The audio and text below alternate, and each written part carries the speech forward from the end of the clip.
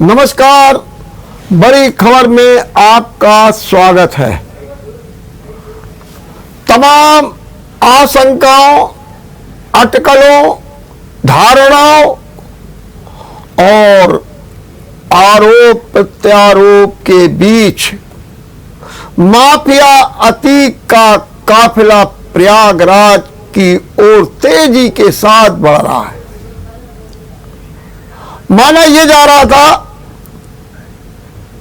कि साबरमती से प्रयागराज पहुंचने में कम से कम 36 घंटे लगेंगे, फिर आया कि 24 घंटे लगेंगे, लेकिन अब जो रफ्तार चल रही है काफिले की, उसके अनुसार 24 घंटे के आसपास अतीक का काफिला प्रयागराज पहुंच जाएगा और अतीक को हाई सिक्योरिटी बैरक में कैद कर दिया जाएगा। जगह जगह चाक चौबंद व्यवस्था चल रही है। जिस डिस्ट्रिक्ट से काफिला निकल रहा है वहां के एसपी और सभी लोग लगे हुए हैं ताकि सुरक्षित काफिला जा सके। और काफिला जो है बांदा से भी गुजर चुका है।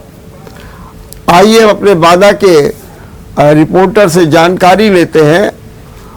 गुलमोहन जी, आपको मेरी जानकारी के लिए कोई सूचना मिल रही है? जी, जानकारी मिल रही है कि एंटर हुआ था बांदा में अतीक का काफिला।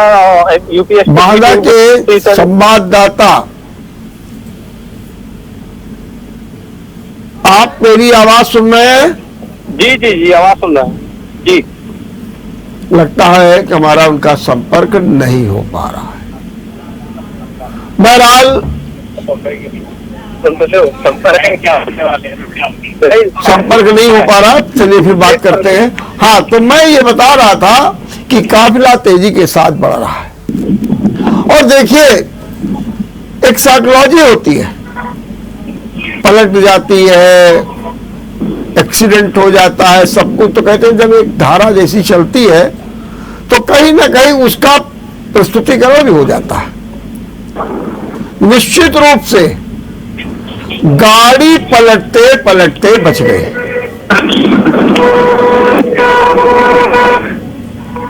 और कैसे पलटते पलटते बची? शिवपुरी में तड़के गाड़ी पहुंची, तेज रफ्तार में थी, काफिला था, किंतु इसी बीच एक गाय आ गई और गाय टकरा गई।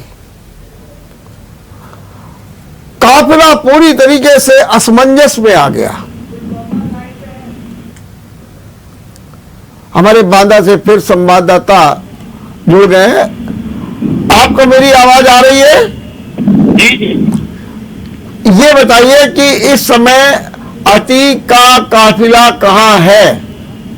इस समय बांदा बॉर्डर क्रॉस कर चुका है और जिस तरीके से बताया सर्दी के लिए निकल, सर्दी से होता हुआ चित्रकूट होता हुआ प्रयागराज जाएगा। तो ये चित्रकूट से होते हुए क्या फतेहपुर के रास्ते से जाएगा या फिर कोई अन्य रास्ता जो है उसके लिए निर्धारित किया गया है? नहीं, चित्रकूट का जो मार्ग है और जो प्रयागराज मार्ग है उसी मार्ग में जाएगा और उसी से होते हुए उसको यातायात को डाइवर्जन किया गया है इसी को लेकर। और यहाँ से प्रयागराज के लिए निशान किया है शंकरगढ़ होता हुआ।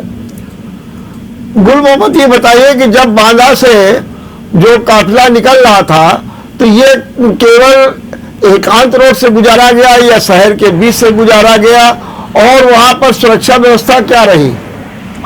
ये आपको बता दें कि सुरक्षा व्यवस्था चाक चौबंद रही है और लगातार बुंदेलखंड एक्सप्रेस से निकाला गया है पूरा काफिला और इसमें डाइवर्जन किया गया था और पूरा बुंदेलखंड एक्सप्रेस से होते हुए चित्रकूट के लिए रवाना हो गया है। अब चित्रकूट से कौन सा मार्ग होगा, जरा एक बार फिर समझाइए। भरतपुर बुंदेलखंड एक्सप्रेस से होता हुआ शंकरगढ़ होता हुआ इलाहाबाद के लिए, नैनी के लिए जाएगा। तो तो क्या सुरक्षा व्यवस्था बांदा में थी? क्या जगह जगह पुलिस तैनात थी, या जो वहां पर जाम न लगने पाए रोड को बिल्कुल खाली करा दिया गया था? क्या हुआ था?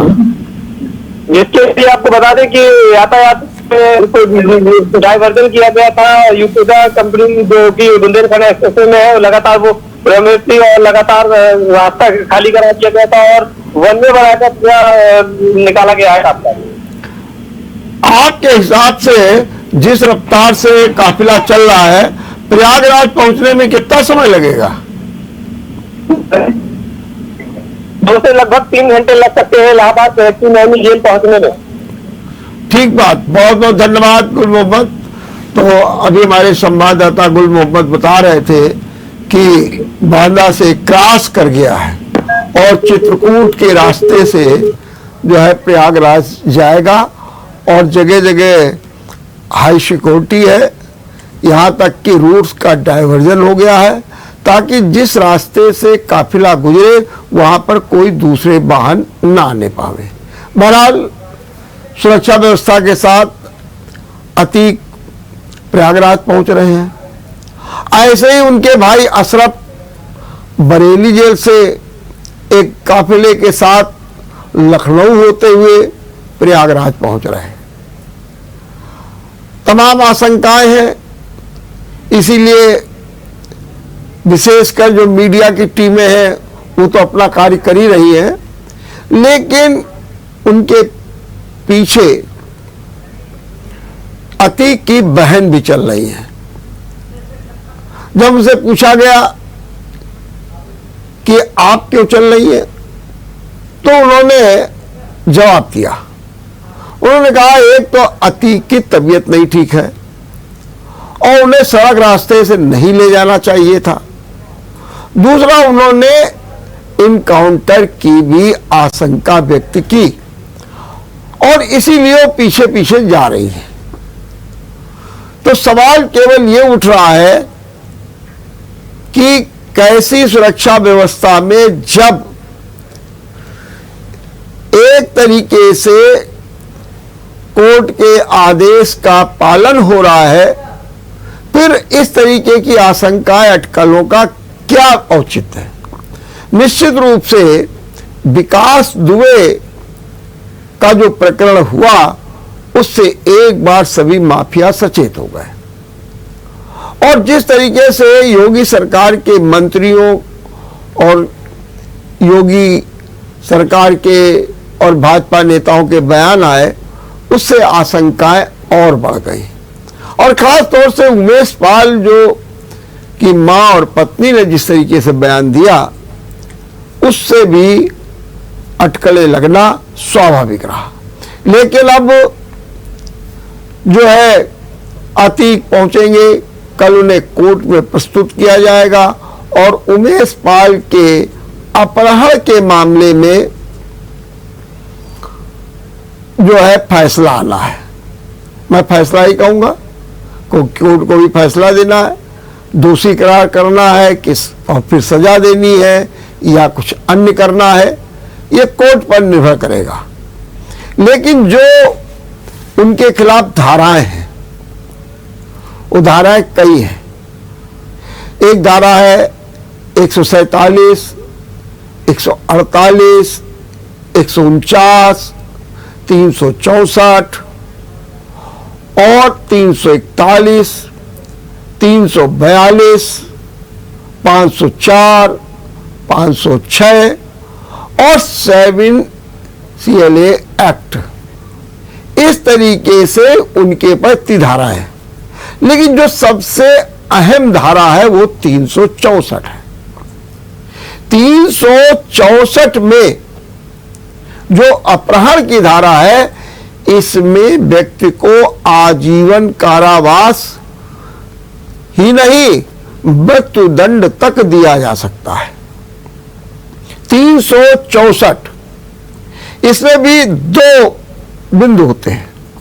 एक तो 364 में अपराध व्यक्ति जब करता है और फिरौती की मांग करता है, फिरौती, और ये सिद्ध हो जाती है, और फिरौती में अगर जिसका अपराध किया गया हो वो छोड़ दिया जाए या उसको मौत के घाट उतार दिया जाए, तो सजा आजीवन कारावास। लेकिन अगर अपराध का कोई षड्यंत्र किया जाए अपराध में, तो उसमें भी आजीवन कारावास और मृत्युदंड की सजा है। क्योंकि जो ये उमेश पाल का अपराध है उसमें फिरौती नहीं है, षड्यंत्र है। होता क्या है, राजू पाल के हत्याकांड में उमेश पाल गवाह होते हैं। अतीक की ओर से बराबर उन पर दबाव डाला जाता, हट जाओ, गवाही मत दो, नहीं मानते। और इसके पहले भी आपको बताएं कि उमेश पाल इतने डरे हुए थे कि उन्होंने जब ये 2006 में उनके साथ अपहरण का मामला हुआ तो उन्होंने कोई मुकदमा ही नहीं कायम कराया। लेकिन 2007 में, क्योंकि 2006 में जो सरकार थी उसमें उमेश पाल को विश्वास था कि मुकदमा कायम नहीं होगा, क्योंकि उस समय अतीक की तूती बोलती थी। 2007 आया, बसपा सरकार आई और मुकदमा कायम हुआ, और मुकदमा अतीक के खिलाफ कायम हुआ, उनके भाई अशरफ के खिलाफ कायम हुआ, माने 11 लोगों के खिलाफ हुआ, जिसमें एक व्यक्ति की मृत्यु हो चुकी है। अब हुआ क्या कि अतीक ने उनको समझाया, उनको धमकाया कि आप गवाही मत दें। उमेश पाल नहीं माने, अपहरण कर लिया गया, और अपहरण करके अतीक अपने जो करबला का कार्यालय था वहां पर उमेश को ले गए और वहां पर रात भर उनकी पिटाई की। पिटाई करने के बाद एक हलफनामा में दस्तखत करा लिए गए और कहा गया कि इसमें लिखिए कि मैं मौके पर नहीं था, मैं किसी को जानता नहीं हूं। हलफनामा दे दिया उमेश पाल ने। इतना ही नहीं, अतीक के शासन और प्रशासन में तूती बोलती थी, तो उमेश पाल का दूसरे दिन ही कोर्ट में बयान भी करा दिया गया और उसने बयान में कह दिया कि हाँ साहब मैं नहीं जानता हूं। लेकिन तब 2007 में मुकदमा कायम हुआ, कार्रवाई हुई, तो फिर उमेश पाल का मामला चर्चा में आ गया। और 24 फरवरी जिस दिन उमेश पाल की हत्या की गई है, उस दिन वो अपने अपहरण के मामले की अंतिम सुनवाई में भाग लेकर के ही लौटा था, जिस पर कल फैसला होना। अब फैसला क्या होगा ये एक देखने की बात है। हम लेते हैं यहां पर एक छोटा सा ब्रेक। ब्रेक के बाद आपका एक बार फिर स्वागत है। देश में राहुल गांधी प्रकरण को लेकर के जो राजनीतिक हलचल चल रही है, उसमें आज भी संसद के दोनों सदनों में काम प्रभावित हुआ। सदन को स्थगित करना पड़ा। दरअसल एक नई नीति के तहत, एक नई रणनीति के तहत, एक नए प्रोग्राम के तहत विपक्ष लगातार सरकार पर हमलावर है। आज ये फैसला लिया गया कि ब्लैक ड्रेस प्रोटेस्ट किया जाएगा। इसके तहत कांग्रेस के नेता और कुछ विपक्ष के नेता काली ड्रेस में राज्यसभा और लोकसभा पहुंचे, हंगामा किया, और हंगामा करने के बाद सत्ता दल अपनी बात पर अड़ा हुआ था, विपक्ष अपनी बात पे अड़ा हुआ था, और गुस्सा केवल इस बात पे रहा कि राहुल गांधी की सदस्यता समाप्त कर दी गई। और जो ये सदस्यता समाप्त की गई उसमें साफ साफ कहा गया, और विपक्ष एक ही बात पर जुटा हुआ है कि किस तरीके से जो अडानी हैं उनके खिलाफ जेपीसी की जांच बैठाई है। लेकिन इसके लिए सत्ता दल बिल्कुल जो है तैयार नहीं है, और वो लगातार कांग्रेस राहुल गांधी पर हमले बोल रहा है। विपक्ष की राजनीति भी लगातार चल रही है, 16 दल बैठकें कर रहे हैं, रणनीति बना रहे हैं। कब ये शांत होगा ये भी देखने की बात है। हालांकि कांग्रेस अब संसद से सड़क तक जो संघर्ष कर रही है, जगह जगह प्रदर्शन की खबरें आ रही हैं, जो धरना का खबरें आ रही हैं, और कांग्रेस के नेता और कार्यकर्ता दोनों ही उद्वेलित हैं। अब सवाल ये उठता है, इस पर विराम कैसे लगेगा, कब लगेगा? अब विराम का एक ही तरीका है कि राजनीति में कोई एक सुलह समझौता हो, जिसके भी आसार कोई नहीं दिखाई दे रहे। हाँ, इससे एक बात जरूर हो गई है कि जो विपक्ष की राजनीति है वो अब करवट बदलने लगी है। राहुल गांधी की सदस्यता खत्म होते ही जो एक विवाद चल रहा था कि राहुल गांधी को हम चेहरा नहीं मानेंगे, और विपक्ष का एक धड़ा कांग्रेस बीजेपी विहीन मोर्चा बनाने की बात कर रहा था, उसमें एकदम कम आ गया। ममता बनर्जी ने आज पूरे देश की राजनीति में हावी होने के लिए यूपी और बिहार तक में अपने राष्ट्रीय प्रवक्ता घोषित कर दिए और कहा कि ये हमारी पार्टी की जो है रीत और नीति बताएंगे। मतलब ममता बनर्जी एक नए विस्तार के रूप में तेजी के साथ आगे बढ़ रही है। अब देखना यह कि विपक्ष इसमें कितना कामयाब होता है। हालांकि बीजेपी भी सारी परिस्थितियों का आकलन करते हुए अपनी रणनीति तैयार कर रही है 2024 की। वही आज उत्तर प्रदेश में एक बार फिर निकाय चुनाव को लेकर के अटकलें जारी है। मामला सुप्रीम कोर्ट में है। सुप्रीम कोर्ट के फैसले का इंतजार, और ये माना जा रहा है कि सुप्रीम कोर्ट की मोहर लगते ही पूरी मशीनरी निकाय चुनाव के लिए सक्रिय हो जाएगी। तैयारियां पूरी कर ली गई है, सिर्फ सुप्रीम कोर्ट से हरी झंडी का इंतजार है।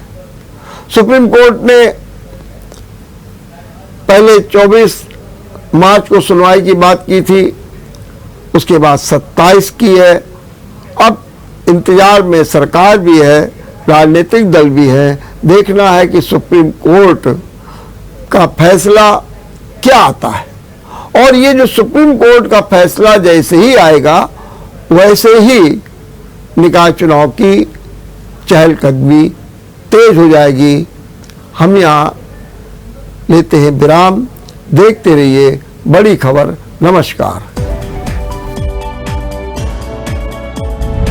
अगर आपको हमारा वीडियो पसंद आया हो तो हमें लाइक करें, सब्सक्राइब करें और ज्यादा से ज्यादा शेयर करें, और हाँ, बेल आइकॉन दबाना ना भूलें ताकि हर खबर का अपडेट आप तक पहुंचे तुरंत। आप हमें इंस्टा, ट्विटर और फेसबुक पर भी फॉलो कर सकते हैं। हमारी आईडी है @JMT News।